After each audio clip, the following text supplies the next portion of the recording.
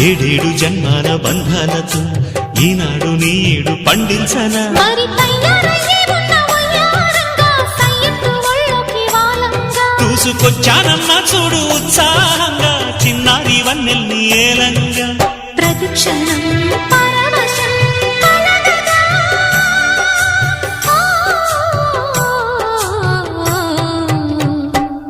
మనసా పలకవే మధుమాసపు కోయిలవై చెలిమే తెలుపవే చిగురాశల గీతికవై